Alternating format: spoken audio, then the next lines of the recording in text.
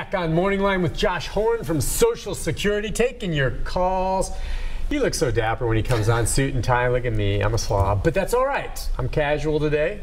I'm an everyman, okay? And our everyman and women are invited to call into the show now. You see the number on the screen? This is second to the last segment. So if you have a question for Josh, do it now. Let's go to Jeffrey. Hi, Jeffrey. Yes, Josh, I have a question. In 2013, I got sick, never was able to work. Finally got approved in December, this past December, by the judge, and got all my back pay for the full 4 years. I got it in March, but they've never sent me nothing. Lady in Atlanta that we had talked to said that they would send me statements and all that and telling me, do I have to pay income tax on that back pay? I've been told, but some people I do, some people I don't. And what is it just a regular percentage of what income would be if you was working, or is it less? That's what I'm trying to find out. So, first of all, I have to say my disclaimer that this type of question, as far as if you have to pay income taxes, is really an IRS question. So you really want to check with an accountant. Normally, the normal question that I get is, do I have to pay income taxes on my regular monthly benefit? And the answer to that is, it depends on how much your gross income is, your adjusted gross income is, if you're married and if you're filing jointly, and a lot of those type of questions. Some of it could be taxable. Yeah. Your question. Okay. Yeah, I receive a monthly check, but like I said, the amount that I got in the back pay was pretty good lump sum and everything. And how that's much was what I was it, trying Jeff? to find out. I guess really I need to check with my lawyer, and then at the end of the year, check with an accountant. I think so, because to be honest, this is the first time I've been asked about the lump sum of the back pay, because obviously that would be a significant amount, because most folks who are just drawing Social Security and that's it, they really don't pay income tax because it doesn't meet the threshold. Now, if you have Social Security income and then your spouse works and maybe you have some other kind of income, that's when you usually start paying at least some income taxes on your Social Security amount. Okay, well, thank you very much, Hey, Jeff, how much was the lump sum? Around $56,000. Wow. I think it was for a period of 4 years. 4 years. Well, good for you. Well, a little over 4 years to get approved. Yeah. And they took the 6 months off of that, but it was around $56,000, somewhere right in the neighborhood. Good for you, Jeff, and good for you getting your benefit and not giving up. I appreciate it. And that was a good call. It's worth checking on that. But I would think whether he gets it as a lump sum, or let's say they had approved him right off the bat the first time he applied and he just got him incrementally, either you do or you don't, right? I don't think it shouldn't matter whether or not it's a lump sum, or if you pay tax on it, you got to pay it along the way, wouldn't you? Or you don't. Right. And the big thing is that, that this next year, whenever he goes to file his taxes, and he puts all that on there, and then he finds out what his adjusted gross income is, when all that's kind of calculated, that's where it's going to be, okay, if your adjusted gross income is over, I think if you're married and filing jointly, it's about $34,000. So I mean, if it's over that amount, then some of it, not all of it, but some of it could be taxable, and it may just be that this 1 year that you have to pay some on there, and going forward you don't. It's really an individual situation, and you have to look at it with your accountant or tax professional. Check with the IRS on it. That's a good question, but boy, that's quite a lump sum. People say, wow, $50,000. Keep in mind, this guy was proven to be disabled, and it took him 4 years to get that money, and that's always the rub. During those 4 years while he's applying and he's not working, what's he living on? We didn't ask him that, but that's a tough thing. So he gets it all at once, but gosh, there were some lean times in between. It would have been nice if he could have had that money along the way, but that's the process. Let's go to Linda. Hi, Linda. Good morning. Good morning.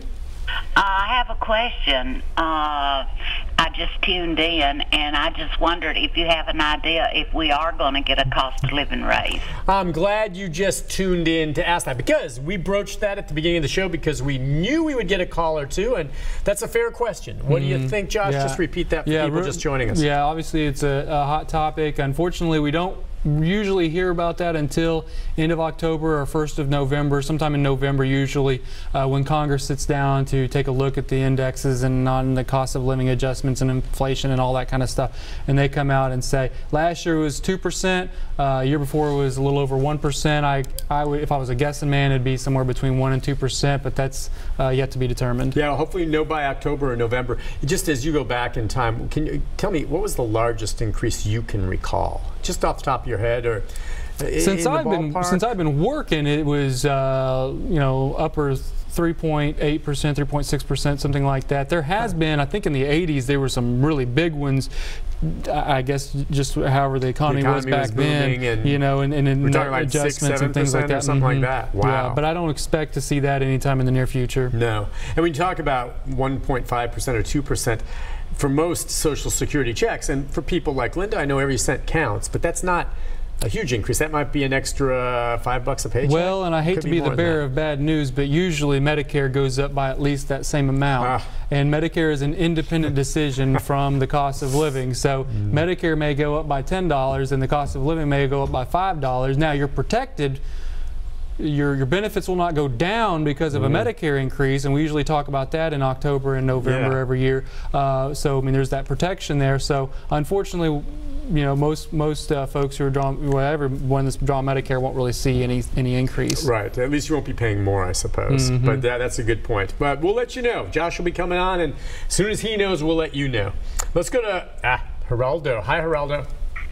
Yeah, 2%. That would be more than $5 or $1,600 or something like that, or $1,800, $1,600. That'd be about $32. But I want to ask a question. What if you were working like on a 1099 and filing your own taxes? Can you add to your Social Security by sending in money to them if you give them your Social Security number? So you're talking about having taxes withheld from your benefits? No, I'm talking about if you're making some money on a 1099 and I need to file my own taxes at the end of the year for a job, and then I also need to pay my taxes, how would I go about paying my FICA? Do I just send them whatever I think 8% is, I guess? Yeah, I mean, that's something you'd have to work out with IRS or your tax professional as far as paying, because basically you're asking, how can I pay my taxes? If you're self-employed. If you're self-employed, and that's unfortunately kind of outside my realm. I can just tell you, Brian, and you're a smart guy, and that sounded like Brian to me, but we called him Geraldo there. He's got a lot of names. But I was going to say, Geraldo, that my wife's self-employed, and what we try to do is get a guesstimate as to what her total will be that year, and we pay a check quarterly to the IRS so that when it comes April 15th, we're not hit with a huge boom, okay? So we'll cut a check every quarter, and we try to estimate, and we get closer, and then we prepare our taxes April 15th, and we usually still owe a little more, and we pay jointly. But that way it kind of covers for us. So yeah, you do have to pay, and I think it's wise. But the IRS will set it up. You have these little coupon with envelopes, and you can every quarter write a check, send it off, and then that counts toward what you owe at the end of the year. And that's how it goes in. And if you don't do that, then at the end of the year they'll tell you how much you owe, and it's usually it's easier if you pay along the way if you can afford to do it, as opposed to getting a several $1,000 payment at the very end. I mean, forget about getting any return, I'll tell you that much. So, all right, let's go. I'm sorry, was it Jerry on one or Mary?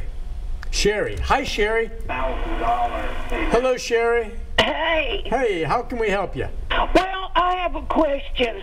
My sister and I live together, and we both get Social Security. And the last year or two, we've gotten sicker, and we can't afford hardly anything. And we've got bill collectors that keep saying, I'm going to take your Social Security check. You owe us this much money. Can they actually do that to us? Meaning, can they get hold of your Social Security check? Yeah. Yeah, go ahead and answer that, So Josh. there are some situations that bill collectors can work with Treasury to garnish your Social Security Income, although the main ones that we see that are approved are child support and alimony and things that are court ordered. Are these like credit card companies and stuff like that? Yeah. Yeah, they can't do that. They can't do that. It's got to be court ordered. Yeah. And so, yeah, that's for them just threatening you outright like that. That's not going to happen. Yeah, Sherry, listen. I mean, everyone likes to make good on their debt if you can, and I know you do. But if you're in a pickle and you're hurting on this, and those debt collectors call you, do not let them scare you. Hang up on them, all right?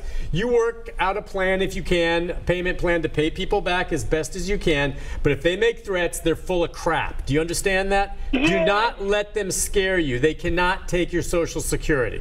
Thank God for that. All right. And I know you want to make good on your debt, and that's it. But you hit hard times, and bill collectors can be very mean, and do not let them push you around.